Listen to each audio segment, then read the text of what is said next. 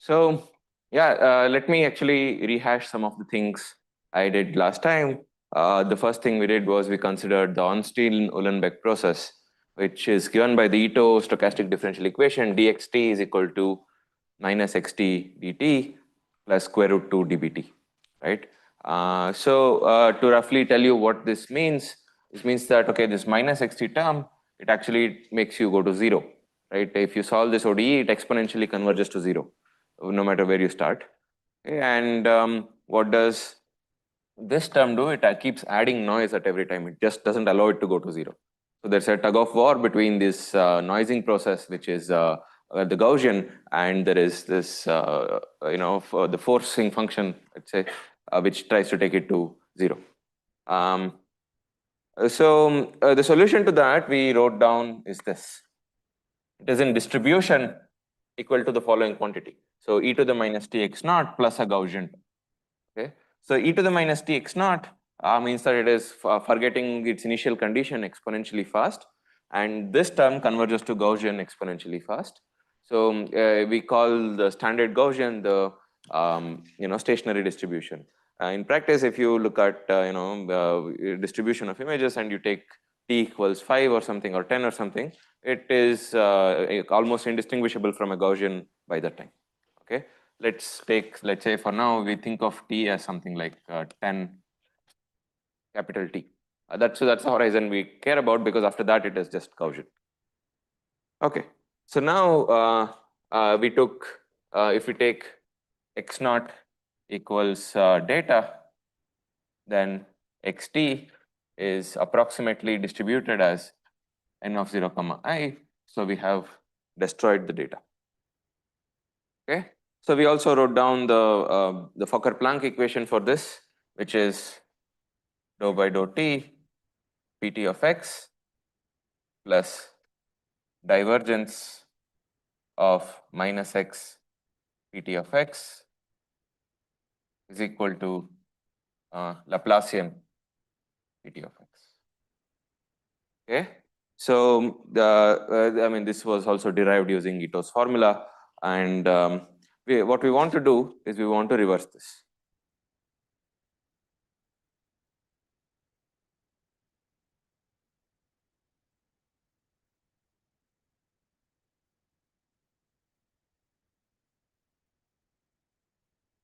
Right? So how do we go about this? We consider a distribution qt, defined to be p t minus t of x. So here, as we can see, at time capital T, it is all noise. It is data, and at time 0, it is noise. So if we are able to write down a stochastic differential equation which gives the evolution to be qt, then we are done. We have a way to generate data. Okay. So now, what does this satisfy? This satisfies the following Fokker-Planck equation.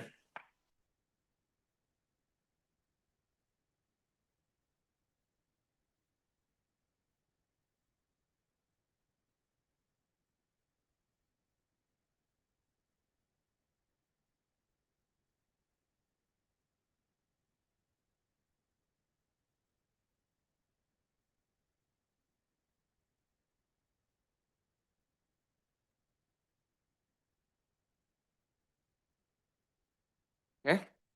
Right. So we wrote this down, and we said that, okay, this kind of reverses what we had, and now we go back to seeing what stochastic differential equation leads to this Fokker-Planck equation.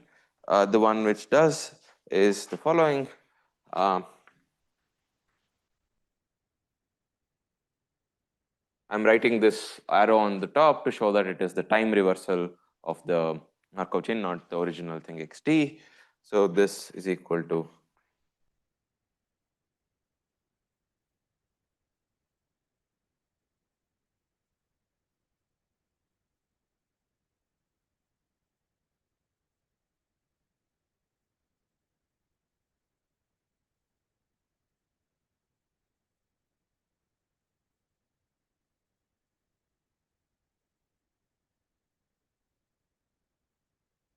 right. So this is what we aim to simulate on a computer so that we can generate distributions from our data. As you can see, if x0 is distributed, x reverse 0 is distributed as a standard Gaussian random variable, you would expect that xt reverse is distributed as approximately as the data distribution. Okay. So the question is, what should we learn?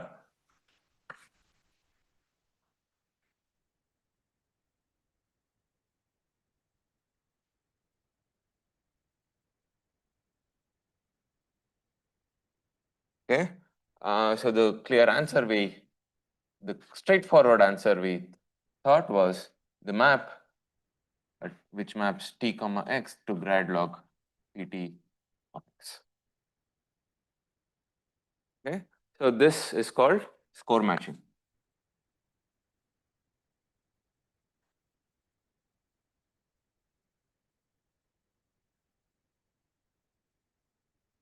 Right. So, okay, the algorithm we used to do for score matching is called denoising score.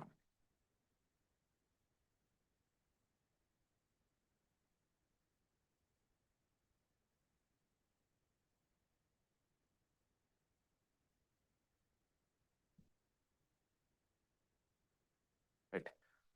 So let me actually go through the derivation once more with a more cleaner picture. I won't repeat some of the proofs, but I'll give all the steps involved in deriving this denoising score matching objective from data.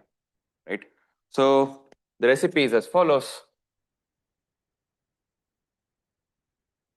Okay, we have the ingredient 1.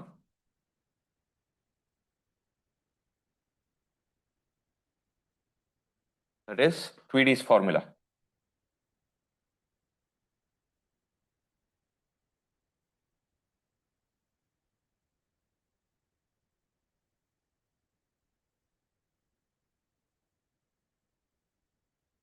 Okay, what does Tweedy's formula say? So we have random variables x prime is equal to x plus z, where x comma z are independent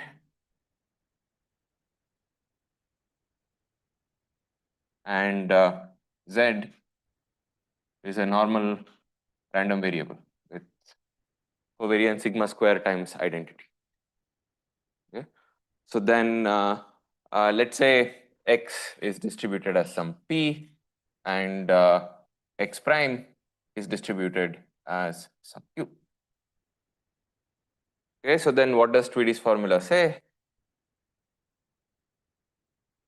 Expectation x prime, sorry, x given x prime is equal to x prime plus sigma square grad log q of x prime.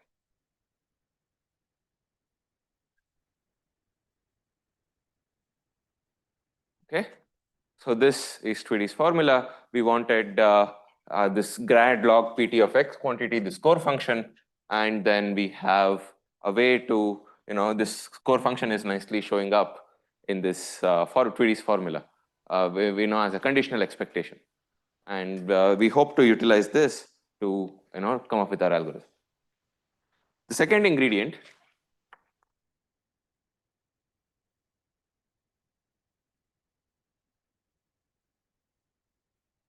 okay, this is a very classical result from statistics that is regarding the the minimizer of the square loss, right? What does it give us? Okay, so let x comma y be jointly distributed.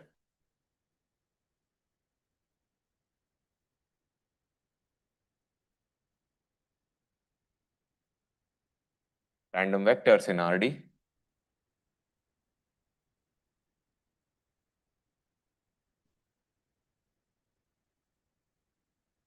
Okay, so we look at the square loss of trying to predict y as a function of x, right? Let's call this loss of f is equal to expectation norm f of x minus y, the whole squared. Okay. So, and then we want to find the minimizer of this over the space of all measurable functions from Rd to Rd. Okay. So then let's say f star belongs to arg inf over f L of f.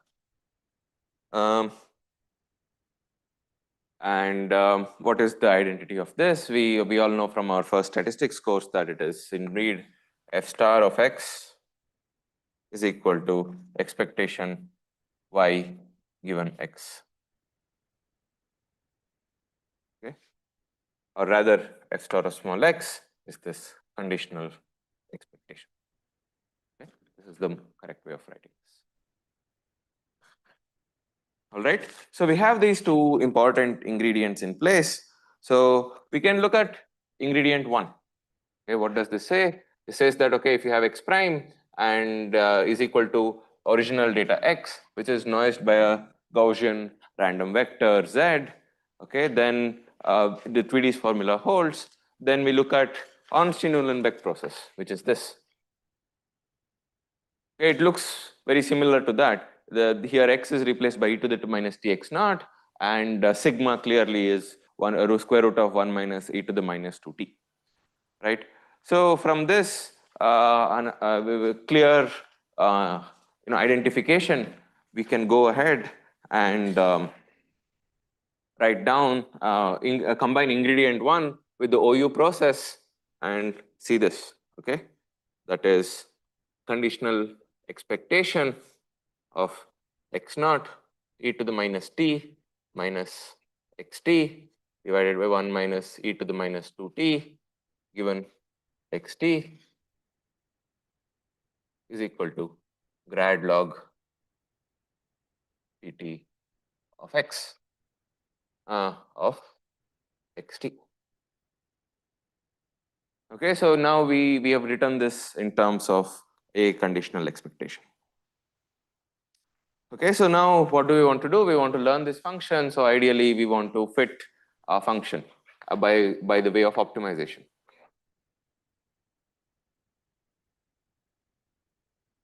Ideally, we have we consider a function class f of t comma x, or a function f of t comma x, which maps us from, let's say, 0 comma t times rd to rd, and we form the loss function, loss of f is equal to expectation over all the whole trajectory xt of this integral 0 to t dt, expectation of the conditional expectation x naught e to the minus t minus xt divided by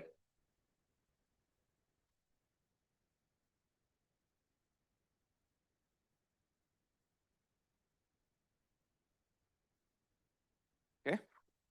So what did we do? We know that this should be this, so we just constructed a square loss out of this, and we integrated over all the times, and we took expectation over all possible trajectories. Okay, so ideally this would give us the right answer. Okay, f star is equal to arg inf L of f. Okay, so there are three problems in this. Okay, if you want to actually try and write this down. Okay, so on a computer, let's say, first is A. We don't know the conditional expectation.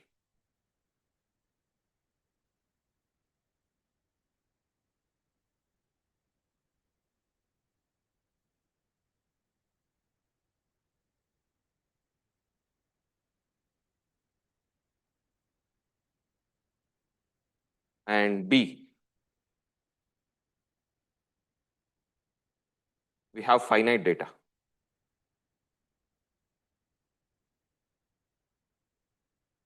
So we cannot take expectation over all possible trajectories and expect to optimize over them, except in some special cases.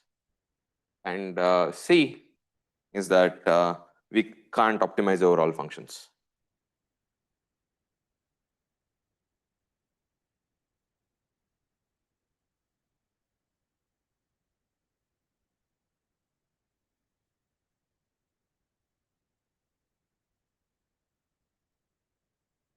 right? So by actually solving these three problems, we'll arrive at our algorithm to train diffusion models.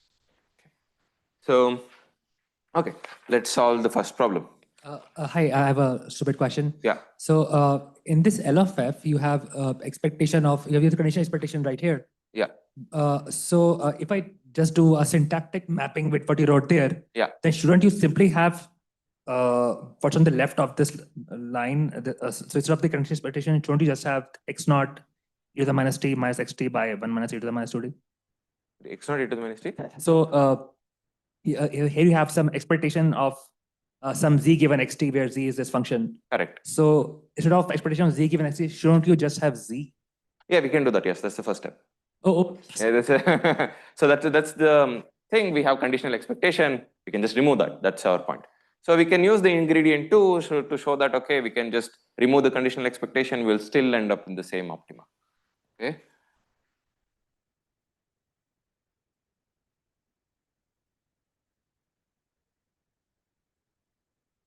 What did ingredient 2 tell us? That if you're trying to regress over a quantity, you don't need a noise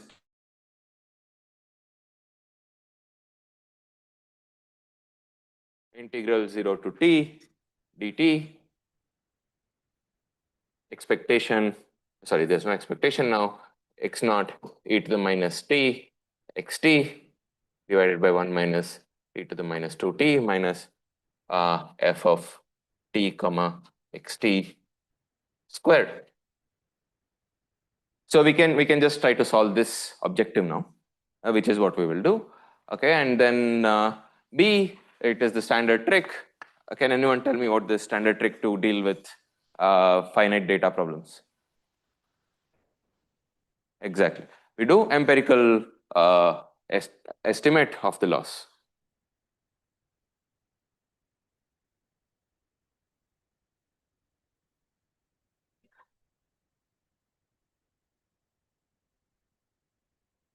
Okay, so let me add an asterisk here saying that, okay, if you read the papers and look at the code, it's slightly different from what I'm doing, but because they can evaluate the integrals, using stochastic optimization algorithms and so on.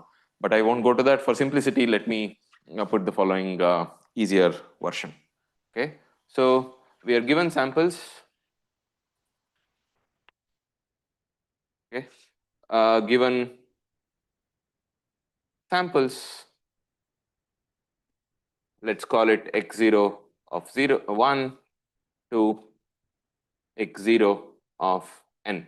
We are given n samples, which are IID from target.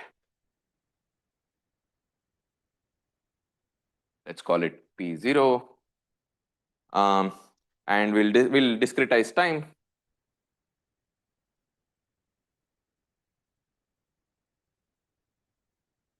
Okay, we'll define a set T is equal to T1 to Tn, where n we can take to be very large, so that it's a nice estimate for the summation will give you a nice estimate for the integral, and then we can compute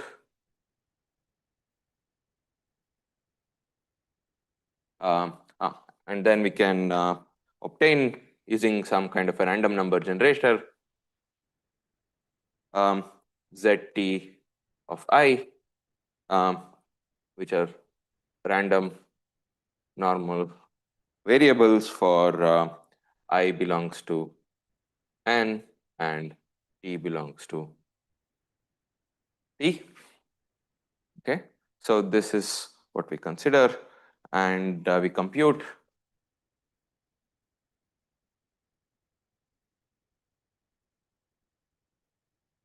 the empirical loss. For the sake of clarity, I'll write it on this next board. Okay, what is this L hat of f is equal to 1 over capital N times small n times summation t. Okay, I guess you don't need this. T belongs to t. Let's keep this. I belongs to n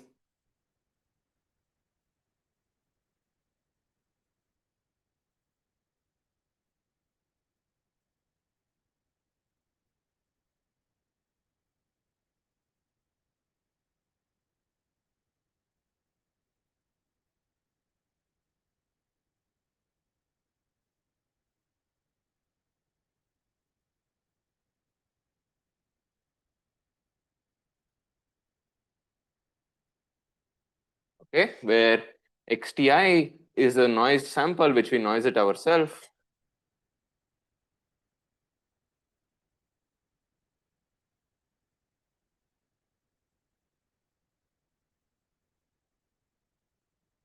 Right? What did we do here? We have some samples x0 to xn, x1 to xn, and then we discretize time t1 to t capital N, and then we just obtain this noise vectors IID. Okay, let's actually write that down. That's important. We get this noise vectors IID, and then we compute L hat of f. Okay. Now, if we write down this L hat of f, it is it contains these terms, but with an empirical average where we actually obtain these noise samples by noising the original data distribution ourselves, original data samples ourselves. Okay, so we solved 2 out of the 3 problems here. So one is A, which is we don't know the conditional expectation, and B, we have a finite data. And what is a popular method to solve C? Exactly, you use a neural network. So, and then you just close your eyes, you make it, optimize it with Adam and pretend like it went to the global optimum. And that global optimum is also close to the actual population risk minimizer. Okay, so solve C.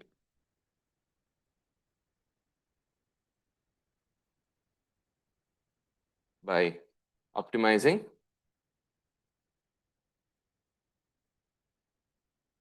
over a function class.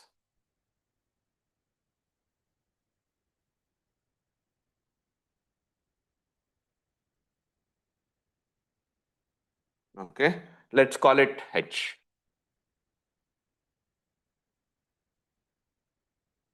So finally, our learning algorithm is an optimization algorithm, which formulates this loss L hat, and then you obtain F hat is equal to arg inf F hat of L hat arg inf F or L hat of F.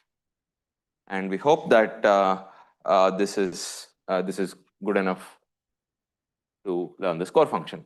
And indeed, it actually does work quite well. Okay, so now how do we use this learned score function algorithmically to actually sample that? So this is called the training algorithm. So I'm not writing it very in a CS algorithmic way, but we can write it that way. So it's the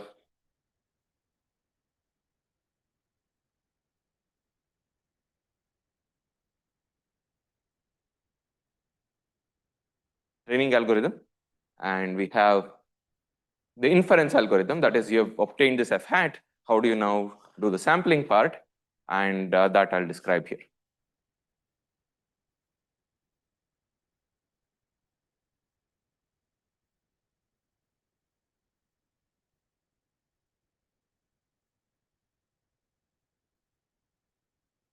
Okay, so for the inference algorithm, you need to start with noise.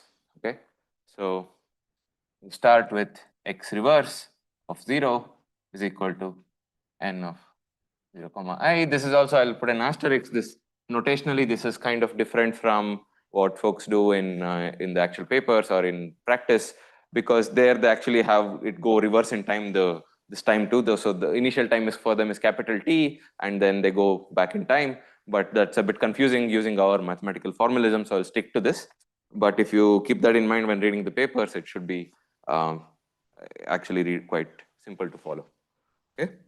So we solve the SDE, let's call it a hat, is equal to xt hat plus 2, so 2 f hat of t comma t plus square root 2 dbt. You know, we can use your, and then we hope that we output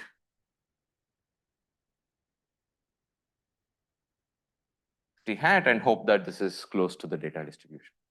Okay, so how do we discretize this? We can use your favorite discretization method.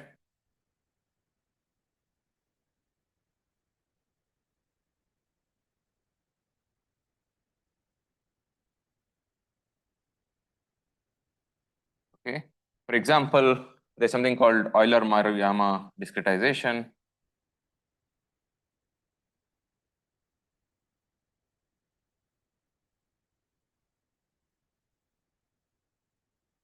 And of course, there is something called exponential integrator.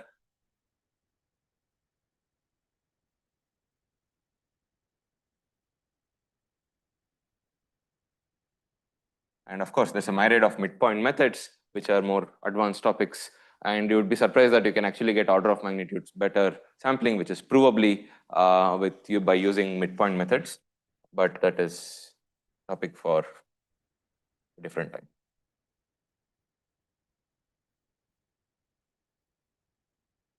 Okay, so each of these aspects I described are still topics of active research. For example, using Tweedy's formula, what is the learning theoretic efficiency of score matching? That is also not well understood. What if your in general learning a score function is very hard? In fact, non-parametric rates are exponential in dimension, right? And because we can't do anything better for if you just tell me it's a d-dimensional distribution. So you have to assume that there is some kind of a structure. You have some family of functions which can approximate it well with a low amount of data. And a lot of work is being done saying that, okay, your data actually contains low dimensional structure, but your data actually lives in high dimensions, but it has low dimensional structure. So the score matching can actually learn it efficiently by leveraging the low dimensional aspects of the data, even though you're in high dimensions. Dheeraj, can I ask a question? Areas of research. And the second part is this inference algorithms. This is also quite active with people coming up with new and new discretizations, which actually work in practice. One of the nice things about diffusion models, which I really like as a researcher, is that the mathematical formalism is very nice and it's very theoretically deep.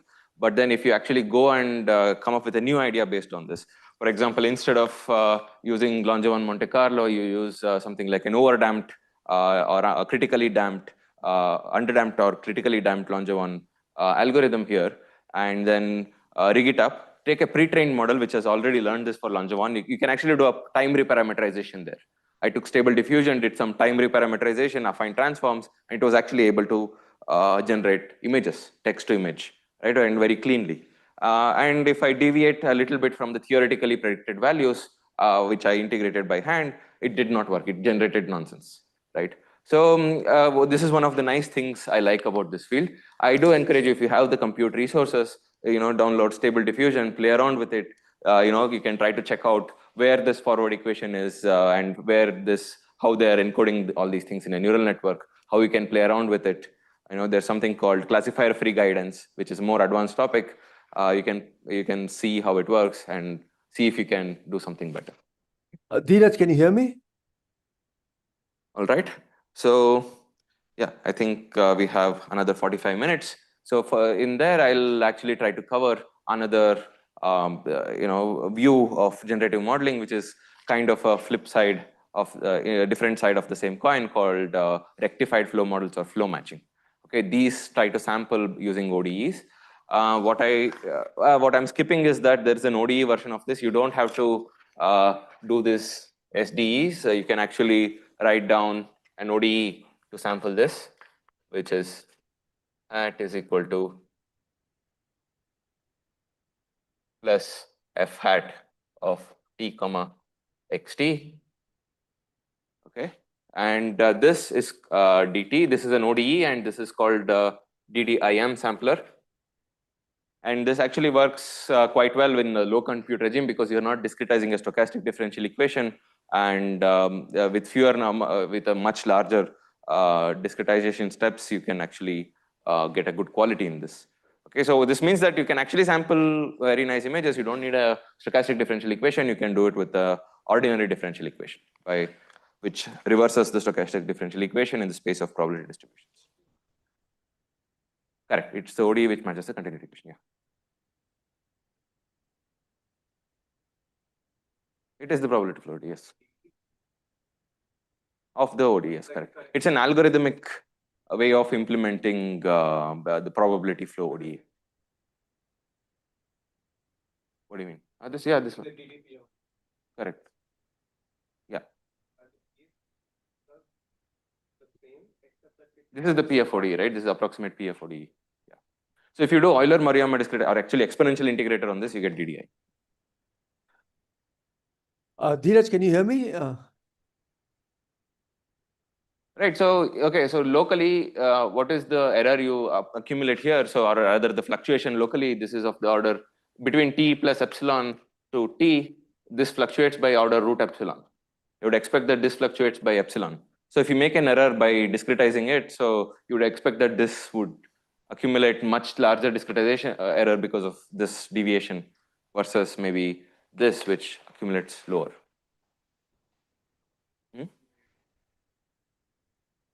In theory, yes. But we can actually correct it using midpoint methods. But then you can apply midpoint methods to this thing as well.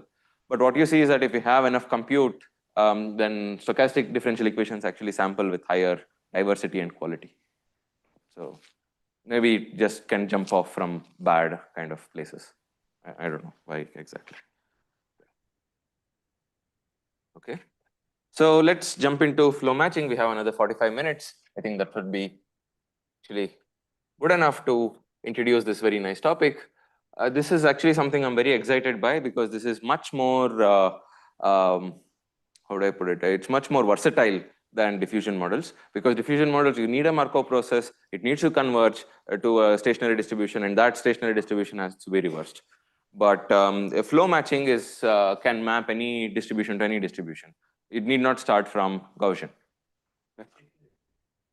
Sorry? No, this one. So we constructed this by going forward to the stationary distribution and we reversed it, right? So there it was important that we started with a Gaussian, because we know how to go to Gaussian from anything. So we can go from Gaussian to anything by reversing it. In this model, in diffusion models.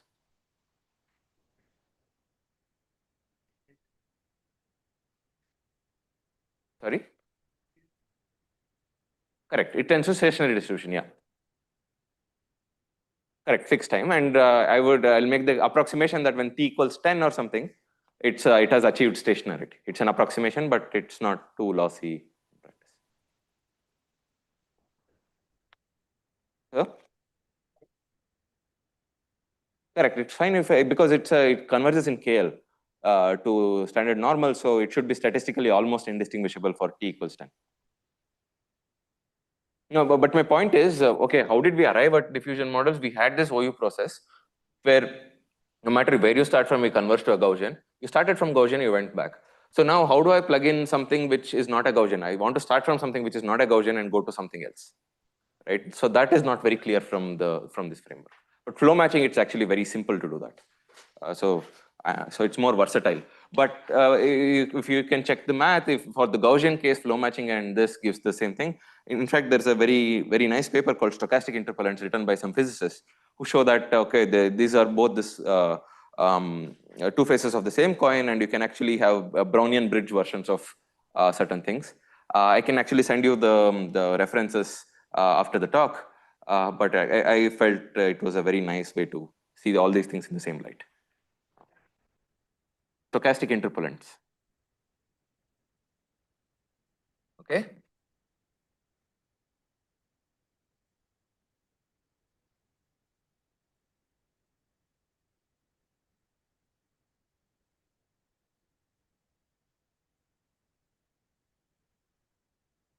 Okay, so now we'll study the same algorithm called by two different names because there were two papers which came out with it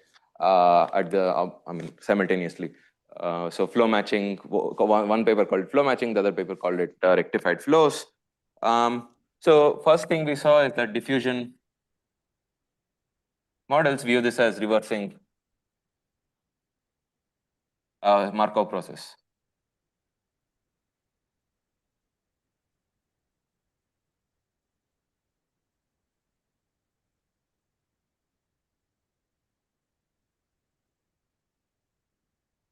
Okay, flow matching actually takes the transport perspective.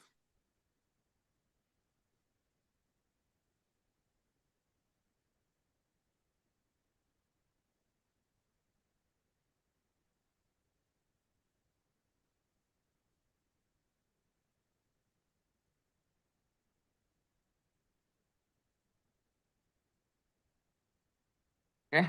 I don't know how many of you know what optimal transport is. Have you worked on optimal transport or know the definition of Wasserstein distance? I think, yeah, I see many nods. So, Yeah. huh? Oh, right, yes, the 6 o'clock one. Yes, yes. Yeah. So yeah, that's so you know a little bit about optimal transport. So this kind of things about how do I interpolate between two different distributions. You know that optimal transport is like it gives you a straight line path between when there's a initial distribution of the density. I think this is Brenner's theorem and so on. So we kind of start from there.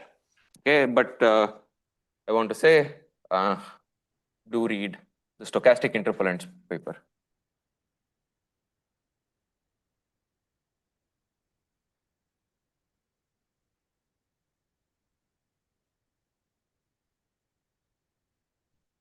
I think this is from 2023. If you Google it, you should be able to get it. I think this is a very nice way to unify both of these. And instead of the ODE, they actually construct Brownian bridges in what I'm about to speak. I won't go into Brownian bridges now. Okay. All right. So let's actually look at this. So you have x0, x1 to be random vectors, a joint distribution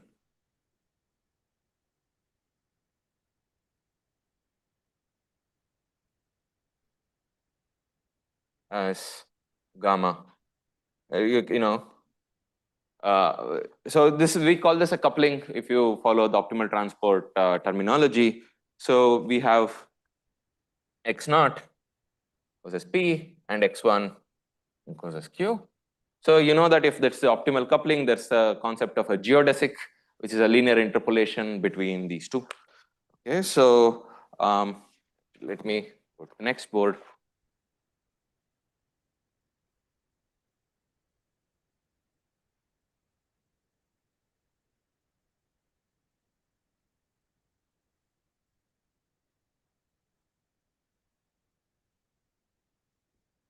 Okay, so we can define an interpolation path.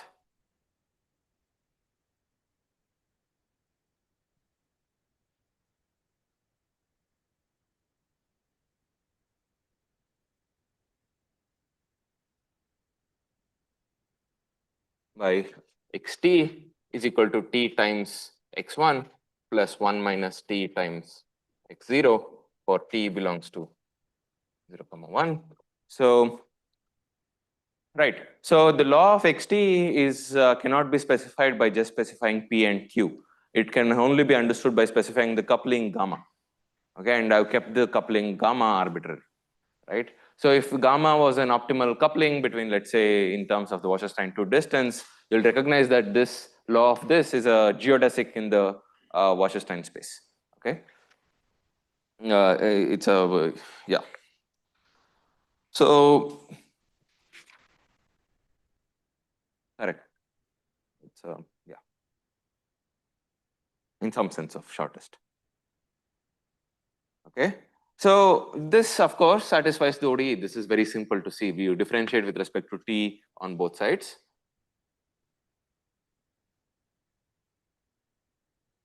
The ODE is satisfied pointwise. Okay.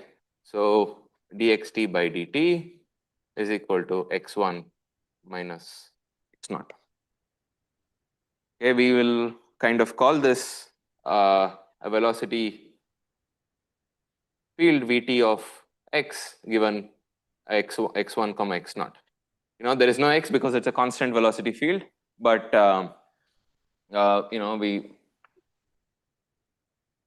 we will call this nevertheless Vt of x.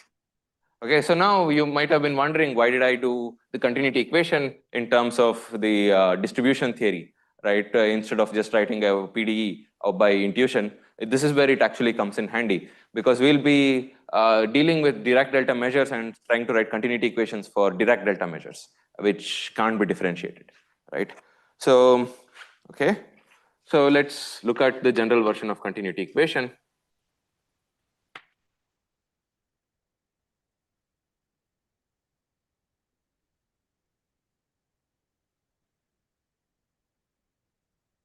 Okay, so let's consider Pt of the law Pt given x0 comma x1 to be the law of xt given x0 comma x1. Okay, so this is a delta mass at t x1 plus 1 minus t x0. Right? So let's actually write this down. So now what we can write down the continuity equation, which you will realize by multiple repetition by my end, involves the space of CC infinity functions. So that is for all t belongs to CC infinity of 0 comma 1 times RD, we have 0 is equal to integral 0 to 1 dt integral over RD dpt of x given x0 comma x1 times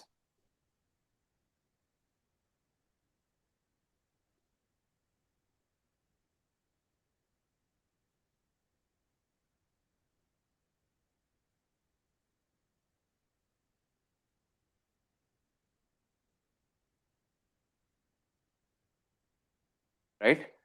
So this is called the conditional velocity field, which we defined here. So conditioned on the endpoints being x0 and x1, we wrote an ODE and we've got a velocity field, and the conditional distribution follows this this continuity equation. Okay, so now we can see this. What is a natural thing we can mess with here? What is the first thing you want to do when you see this kind of a continuity equation? Correct. Integration is correct, but we hope that, unfortunately, we won't be doing it by parts. We can just do integration.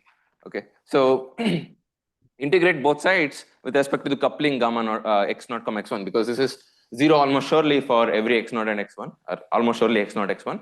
So we can integrate both sides and still expect a 0, right? So which gives us 0 is equal to integral 0 to 1 dt integral the dpt of x x given x0 comma x1 d gamma of x0 comma x1. Here I'm not assuming a density on anything. Even this gamma could be like have atomic measures, atoms in this measure. There are no densities involved. So dou by dou t phi of t comma x plus gradient phi of t comma x comma vt of x given x0 comma x1. All right. So this is coming into a nice form. The natural thing to do here is apply Bayes rule, right? Conditional probability, definition of conditional probability, and see what happens. All right. So if you apply Bayes rule, so you can actually get a marginal out of it. So what do we want? We want a path where we don't have to condition on this, right? So how do we not condition on this? So we get by applying Bayes rule. So 0 is equal to integral 0 to 1 dt. We can check this. This is actually equal to dpt of x times d gamma of x0 comma x1 given xt is equal to x. So I just exchange the conditioning. We can do this via something called disintegration theorem.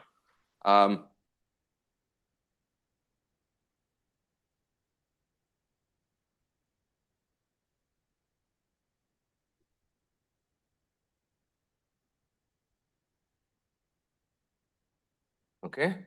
So now this is looking more and more like a continuity equation for the marginal distribution pt of x. Okay. So one final problem here is that we don't have, okay, this will just integrate to 1 for this term. The first term, it does not depend on x0 and x1. So we can just integrate it to 1. So the problem term is this velocity field. We wanted a velocity field for the marginal distribution, not for the conditional distribution. Marginal distribution already has a dependence on x0 and x1, so we'll just integrate it out. We'll take this here to here. Okay. So I'll leave this, leave the small details of this integration to you, and I'll write down the final result. So final continuity equation is equal to integral dt, integral dpt of x times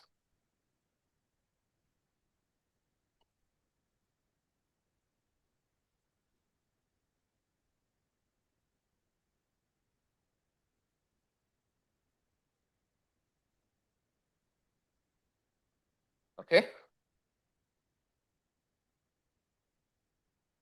Now, what is this Vt of x?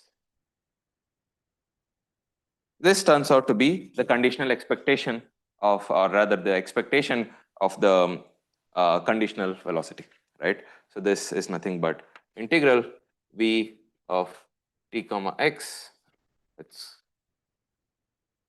V of t comma x given x1, x0 comma x1, d gamma of x0 comma x1 given xt is equal to x.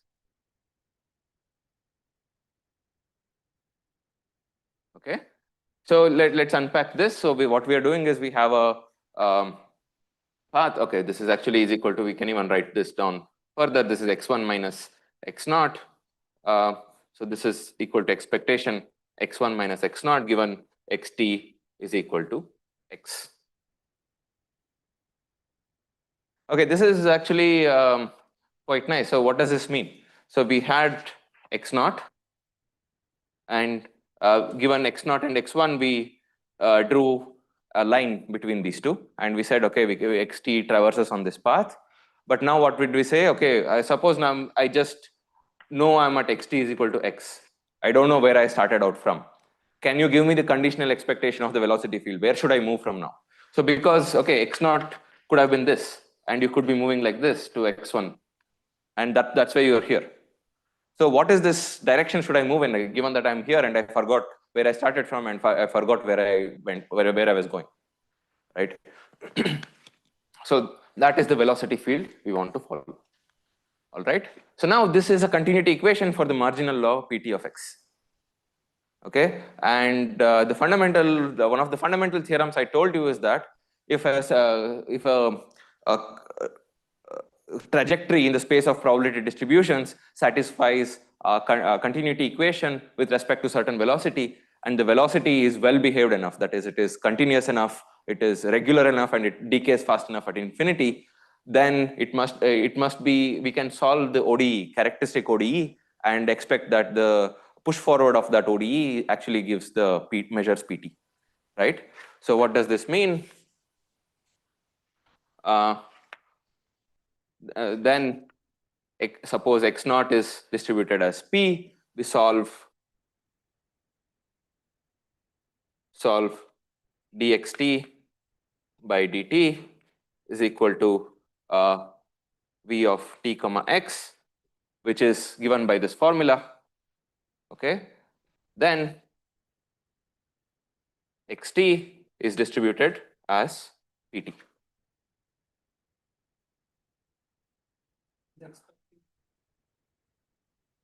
No, arbitrary coupling. I did not assume anything about the coupling. I said if it is the optimal coupling, then it gives you a geodesic. I did not say that I am assuming an optimal coupling. Okay. So now what is the advantage here? So in specifically, then x1 will be distributed as q. So you can start from this x0, you can learn this velocity field v of t comma x, and then you run this ODE, and then you end up at q. Okay, so there is no assumption on A, there's no Markov process involved, there is no independence involved. So as in Markov process is mixed. So what you end up in is independent of what you started out with. There is no independence involved. You don't have to assume that what you start from is a Gaussian, right? You might have a better coupling between your data, right? For example, if you have an image at high resolution and you start out with a low resolution, you want to have an ODE which performs super resolution, right? So there's a natural coupling between this data. So the P is the low resolution data and Q is the corresponding high resolution data. And you can actually write a flow between these, right? in an appropriate sense, because you might not be able to solve the ODEs because of the density issues. Whenever you can solve it, you will be able to obtain the data, right? Do generative modeling for it. So how much more time do I have left? Okay. Okay. Okay, I'll actually address it later. Yeah, that's cool. Right. So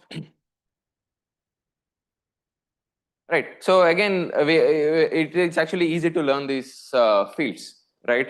So which is right. We can actually take data points x0 and x1, right? We have ground truth data x1 and minus x0. We construct xt, and we just solve the conditional regression tasks. Xt is equal to x, conditioned on xt is equal to x, and we are able to learn this. Okay, let me formally write down the learning algorithm now. Sorry? This one. No, there's no bar. I mean, it's a notational choice. I'll decide not to use a bar there to denote it. Yeah, it is consistent. Yeah. All right. So, okay. So let me, for the sake of completeness, write down the inference algorithm and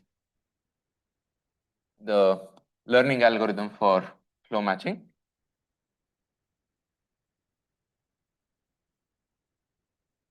Okay, given x01, x1, 1 to x0 n x1 n. Okay, construct the loss function L hat of f is equal to 1 over n times n summation t belongs to some set t summation I equals 1 to n, norm of x0 n times 1 minus t plus x0 I t times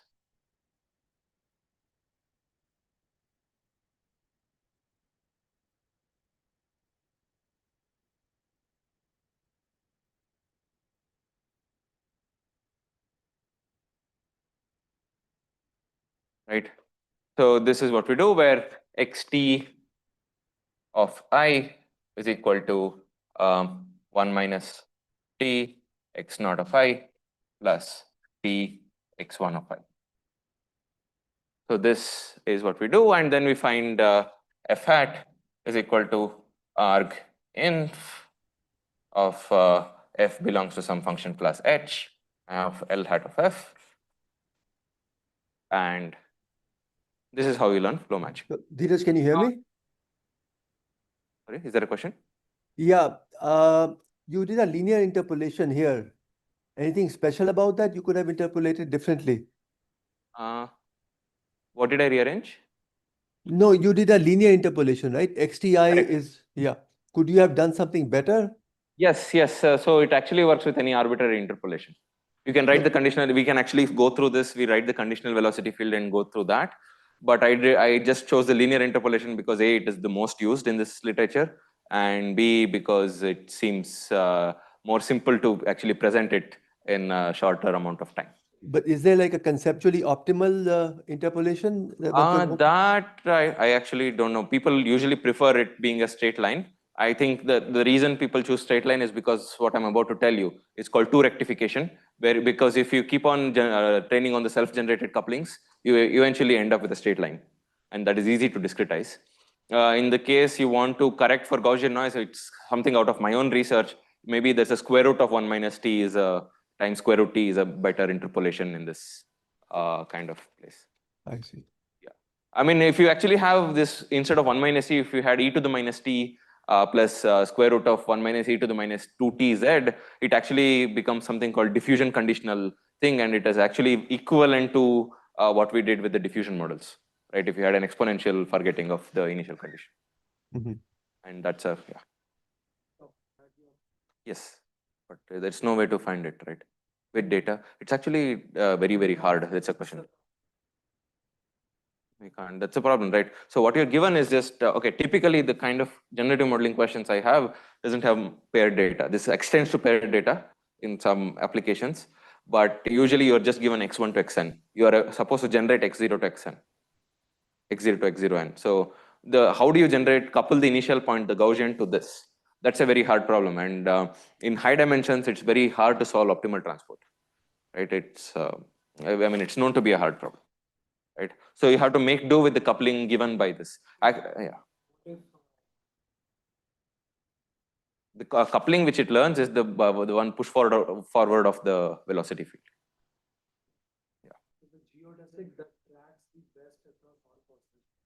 That has a lot of things like best and so on. It is we need to be able to quantify those notions to be able to answer that question. Yeah. So yeah, it's a very difficult problem. It is known to be a hard problem. So you just draw a random Gaussian. I just have x1s, right? x10 to x1n. Yeah, just take independent Gaussian. Correct. It's the algorithmic benefit, but if you just want to do vanilla generative modeling, right? This is what you do. Okay, I'm about to explain something more on top of this. So yeah. So the inference algorithm for this is actually much simpler. So what you do is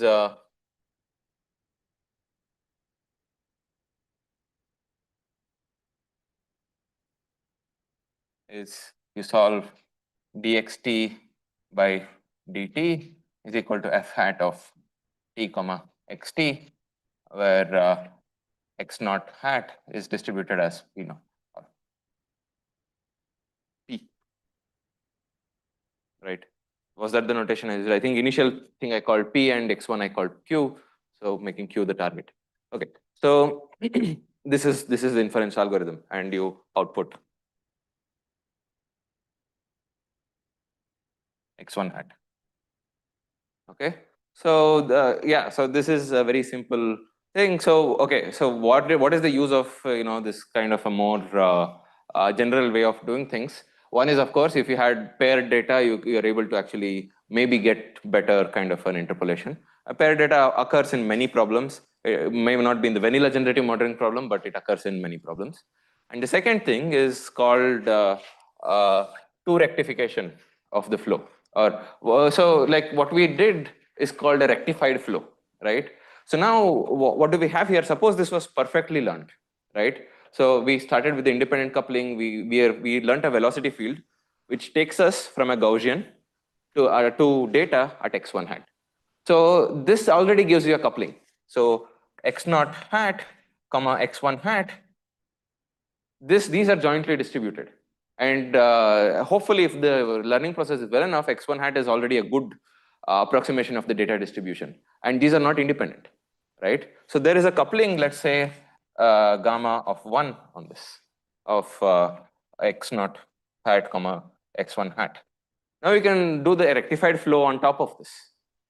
Again, you had original ground truth data, you learned this ODE, and you now have a new coupling between your noise to data. And then you generate a lot of data pairs like this, noise data pairs like this, and do rectified flow again, right? And what it was shown in the original rectified flow paper is that if you do it long enough, the flows become straighter and straighter. And as the number tends to infinity, you get a straight flow from data to noise to data. Right? Why would straight flows be important? Because you don't have to discretize them too many times. If you have a very curved path, you need to have a very fine discretization, spend a lot of compute to go from time 0 to 1 when solving the ODE. But if it's a straight path, you can just evaluate it once and you can arrive at the final solution. But of course, stabilizing this kind of a training procedure is very hard, and it's still a major open problem in the field. To how do you come up with an algorithm which can stably, without learning on self-generated data, right, be able to rectify this and come up with a straight path from. Dheeraj, is there a SDE way of going from x0 to x1? Yes, there is. Actually, once you write this down, if you start x0 as a Gaussian, right, So then it is actually equivalent to an SDE. We can write it down. I won't go into the details of this, but there is a paper called stochastic interpolants, which I think I erased right now. So this makes a lot of important connections between these two techniques I just showed you. In fact, the learning algorithm is kind of same with just some kind of reparameterization of time. You can actually go from the ODE world to the stochastic differential equation world and SDE world to the ODE world by just going between Fokker-Planck equation and continuity equation and so on. And I would really recommend that people who are interested go through this paper, which is quite good. Okay, yeah. No, two rectification. Yeah. So in this world, when you measure discretization error, because you're going to discretize the ODE, right? Yeah. So what kind of probability measure that you use as a distance in proving theorems and all that? Right. So usually people use, I have used KL, and some folks have used Wasserstein distance for these two kind of things. Yeah. Yeah, I mean, various papers use various things, but KL is the most, TV and KL are the most used ones. Some folks actually deal with Wasserstein because it's easier to actually get those bounds in some cases. And you mentioned that the midpoint method is a good bias reduction technique. Yeah. Are there other good techniques which work equally well? In ODEs, in SDEs, I don't know much about any other techniques, but in ODEs, I think there are many midpoint methods. There's something called DPM solver, for example, right? So it's one of the, it's actually very widely used, and there is the RK discretization, which is very classical in this field. RK23, I think they use it a lot to discretize flow matching. But in the case of flow matching, just straight up Euler discretization works quite well in most cases. In SDE, yeah, that I'll have to catch up on that. When I wrote the paper, there weren't any other contending kind of discretizations, but after that, I don't know. I haven't kept up with this. Sorry, I think I missed off. Yeah. Correct.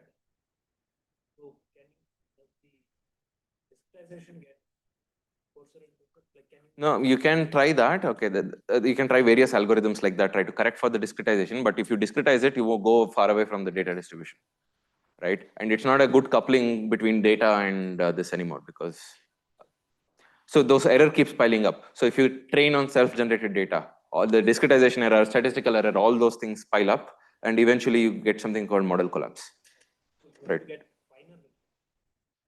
Or rather, it shouldn't affect your training. I don't know. For example, that could be one way, or there should be other ways of mitigating that problem. No, because initially, okay, so let's say, okay, initially you had an independent coupling. Let's say x naught and there's x naught prime. Maybe this will go to x1 and this will go to x1 prime, right? And if you're here, if you want, eventually what you learn is something like this. You can actually solve this for Gaussian mixture models and then see that the final velocity field looks like this. If you have x naught and x naught prime and x1 and x1 prime, because this also maps to this also maps to this. But now you don't cross paths like this, right? So it becomes straighter.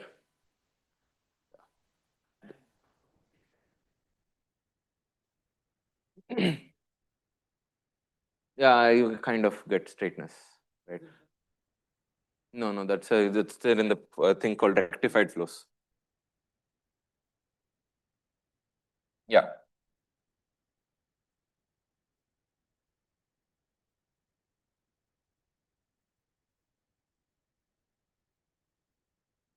It need not conversion optimal transport, right? It's a straight line coupling, but it need not be optimal. So I think people have done theoretically calculated this. If you do this for Gaussians, I think you end up with the optimal transport map, but it's not clear why it should hold for anything else. So there was a question on Zoom. Was it Sandeep's question? This is already answered. Okay. You already answered it. Oh, cool. So yeah, I can take any more questions. I don't think I can cover anything more meaningfully in the next 5 minutes.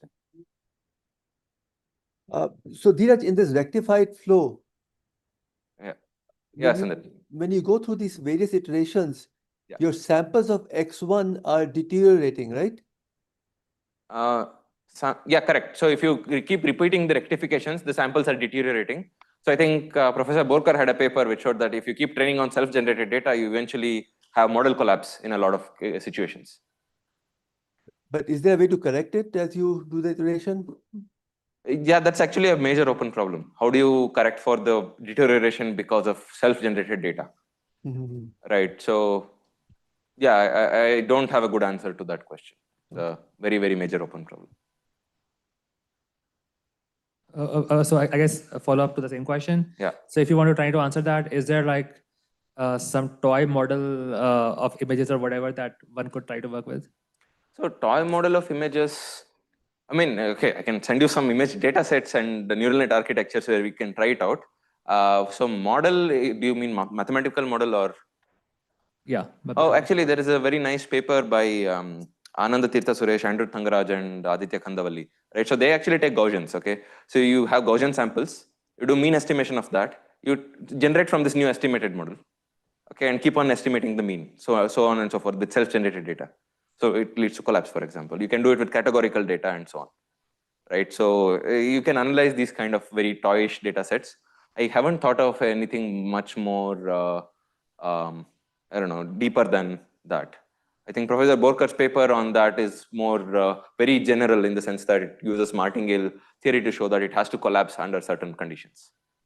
Yeah. So I don't know many other papers because I haven't read them. It's a vast literature. Right. So the diffusion, this gives you actually diffusion model. It's indistinguishable from diffusion models if you do this. That's yeah. See, if you try it on image data sets, they give pretty much the same results. I wouldn't say they're any different.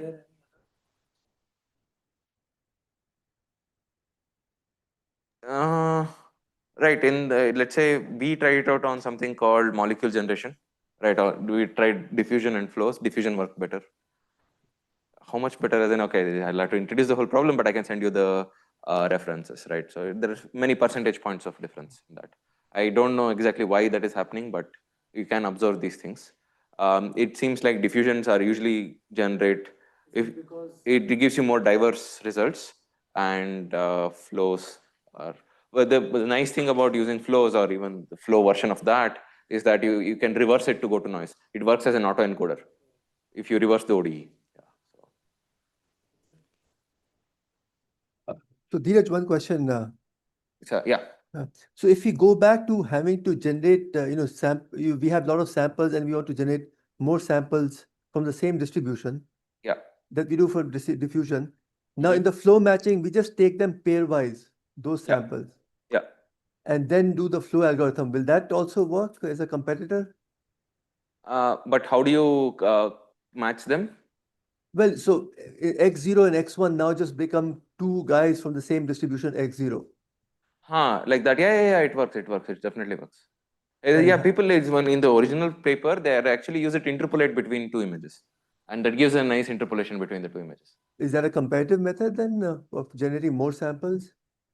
That, I mean, usually, but I would believe that due to data processing inequality, the quality of what you generated would not be much better or even better than what you originally had.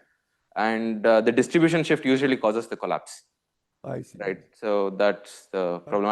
Unless you have something like a verifiable reward. I have not seen it work very well. If you're doing it too far. Yeah. So suppose you in LLM case you generate a sentence where you try to solve a problem. You solve it wrong. You say 0-1 reward, and you go back and give that reward, and then it tries to learn it correctly. So in that case, there is some reward you're giving, verifiable reward, and new information is going in.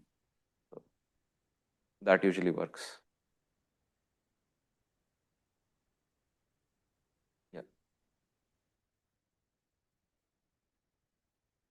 Yeah, so you can actually consider Levy processes there, Levy jump processes, or it need not be Levy, it can be alpha stable Levy processes. And they converge to things which don't even have a second moment, right? And I saw 1 or 2 papers on this, not many.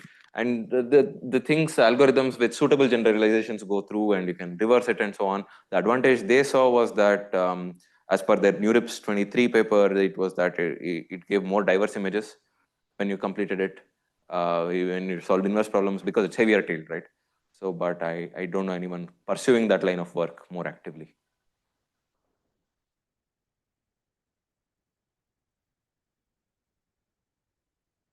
Mm-hmm.